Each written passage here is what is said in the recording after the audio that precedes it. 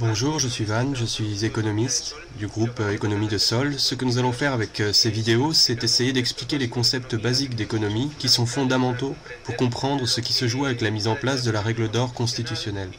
Nous pensons qu'il s'agit d'un enjeu de citoyenneté et qu'il est essentiel de la mettre en débat.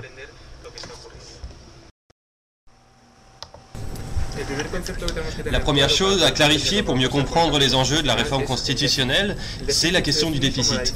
Le déficit, c'est la différence entre les recettes et les dépenses publiques. C'est quelque chose de très général. Dans le cadre d'une personne ou d'un foyer, les recettes sont par exemple le salaire, les aides sociales, les dépenses ce sont les courses, le loyer, etc. Dans le cas d'un État, les recettes, ce sont principalement les impôts, à hauteur d'environ 85%. Concrètement, il y a les impôts directs dont l'importance varie selon les ressources financières de tout un chacun, qui représentent environ 72% des recettes publiques.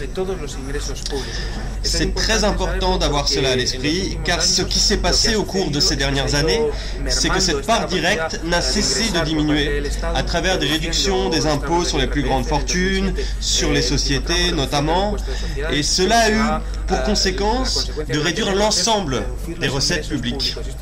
Et cela est très important à avoir en tête pour comprendre d'où vient le déficit.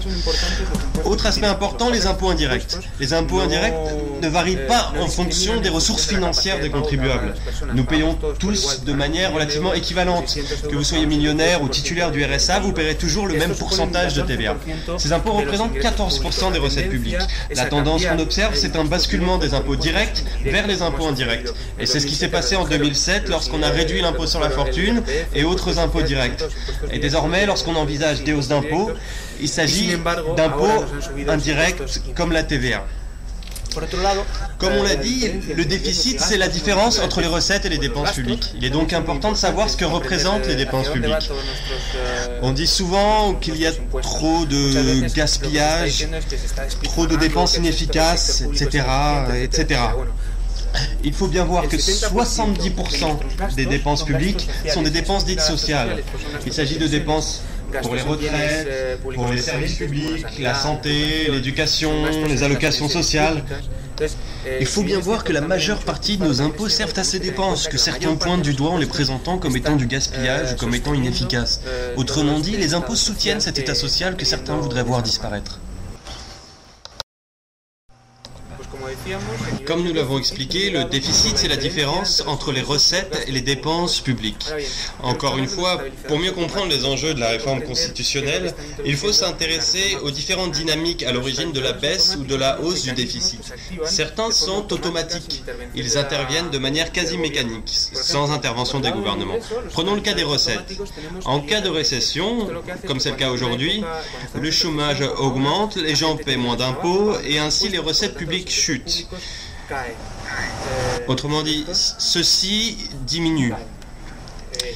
En effet, il s'agit principalement des recettes des impôts directs, qui en représentent la part la plus importante. En ce qui concerne les dépenses, il en va de même. Encore une fois, cela a à voir avec le chômage. Mais encore, lorsque le niveau de croissance est faible, comme maintenant, le nombre de titulaires des allocations sociales augmente et les dépenses publiques augmentent de même. Ce qui s'est passé par ailleurs, comme on l'a vu, c'est que les recettes publiques qui proviennent principalement des impôts ont diminué à cause des réductions successives d'impôts, principalement des impôts directs. Voici donc pourquoi, en temps de récession, le déficit augmente de manière quasi mécanique. Et c'est un élément important à prendre en compte. Il existe plusieurs manières de financer le déficit public. La première consiste à faire appel à la Banque centrale. Dans ce schéma, les titres de dette émis par le gouvernement sont achetés directement par la Banque centrale. Le problème, c'est que nous ne disposons plus de cette arme, car c'est désormais la Banque centrale européenne qui est en charge de la politique monétaire. Celle-ci exclut de prêter aux États. Autrement dit, cette possibilité, nous ne l'avons plus. La seconde manière de financer ce déficit, c'est de lever des impôts. Mais comme nous l'avons vu, les gouvernements ont renoncé à financer le déficit via les recettes. Au contraire, ils ont réduit les impôts sur la fortune, les impôts progressifs, enfin, tous les impôts qui se focalisaient principalement sur les contribuables les plus riches. Autrement dit, cette possibilité, nous ne l'avons plus non plus. La seule possibilité qui nous reste, c'est donc le financement par la dette. C'est pourquoi la dette publique est en constante augmentation, même si le principal problème en Espagne reste la dette privée. On observe ainsi le paradoxe suivant. En excluant de fait les autres possibilités de financement, les gouvernements sont amenés à contracter une dette croissante, qui est par la suite montrée du doigt pour justifier la mise en place de plans d'austérité. Le déficit public se compose de deux parties. La première, c'est la partie cyclique. Elle est due aux dynamiques qui se mettent en place de manière quasi mécanique en période de crise. Comme nous l'avons vu précédemment, en cas de récession, de croissance économique faible, comme c'est le cas actuellement, les dépenses augmentent. Les recettes diminuent et, en définitive, le déficit augmente. C'est automatique, cette partie ne se contrôle pas. La seconde partie, c'est la partie structurelle. Sur celle-ci, le gouvernement peut jouer. Et ce que font les gouvernements, ou ce qu'ils devraient faire en temps de crise, c'est injecter de l'argent public dans l'économie, augmenter les dépenses publiques pour générer de l'emploi et diminuer le taux de chômage. Mais cela, le gouvernement semble avoir renoncé à le faire. Avec la réforme constitutionnelle et les contraintes sur le déficit, les dépenses nécessaires pour amortir le déficit cycliques ne seront plus possibles. En complément à cela, les plans d'austérité obligent les États à réduire structurellement leur capacité à lutter contre la récession. Et en définitive, à faire croître l'économie et à créer des emplois productifs. Pour le groupe économie de la Plaza del Sol, cette règle d'or constitutionnelle est un véritable coup d'État des marchés financiers. Et je vais vous dire en quoi.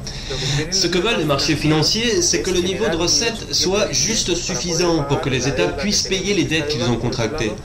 Mais ces dettes sont par ailleurs directement issues de la crise, de l'hypertrophie, de la démesure, de l'absence de contrôle des marchés financiers. Or, c'est précisément ces facteurs, avec la crise financière, qui sont à l'origine du déficit public. Désormais, pour payer cette dette, ce que les gouvernements s'apprêtent à faire, puisqu'ils ne souhaitent pas augmenter les recettes, en augmentant les impôts sur les hauts revenus, sur les grandes entreprises, ils vont réduire les dépenses. Ils vont réduire les dépenses pour réduire les déficits. C'est pourquoi ils imposent des plans d'austérité qui visent à satisfaire aux diktats des marchés financiers. Par exemple, en réformant le système des retraites, ou encore en réformant le marché du travail, en effectuant des coupes dans le domaine de la santé, dans le domaine de l'éducation, des coupes dans le secteur public en général. Tout cela en guise de tribut payé aux marchés financiers. L'ultime aspect de ce coup d'État, c'est l'inscription dans la Constitution de cette volonté de réduire les dépenses publiques. Ce qui est en passe de se produire, c'est l'inscription non plus de la volonté populaire, de la souveraineté populaire, mais de la souveraineté des marchés financiers dans le marbre de la Constitution. Et c'est la raison pour laquelle nous l'avons appelé coup d'État des marchés financiers. Il est important de bien voir que tout ce qui est en train d'arriver n'arrive pas par hasard. Il s'agit de l'aboutissement d'une trajectoire d'imposition du néolibéralisme qui s'est accélérée après la crise. Concrètement, dans le pacte pour l'euro, il était déjà écrit qu'il était nécessaire d'effectuer des modifications dans les législations nationales afin de réaliser des diminutions de dépenses publiques, là encore, pour pouvoir payer la dette des marchés financiers, ceux-là même qui sont responsables de la crise. Dans le pacte pour l'euro, il était donc écrit noir sur blanc que de telles modifications étaient nécessaires, et la règle d'or constitutionnelle représente la manière la plus radicale possible de les mettre en œuvre, en modifiant la loi suprême que représente la Constitution.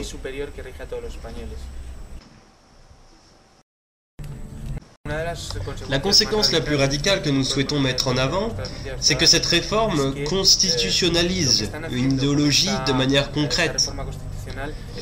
Cette idéologie néolibérale consiste à donner toujours plus de pouvoir aux marchés financiers.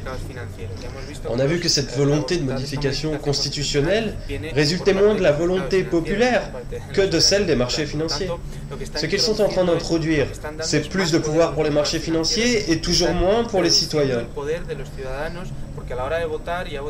Qu'ils votent à droite ou à gauche, les gouvernements qui vont arriver au pouvoir devront se dédier à la réduction des dépenses publiques et donc du bien-être de tous.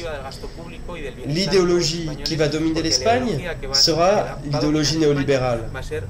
On en arrive à un mode de gouvernement quasi théocratique du néolibéralisme.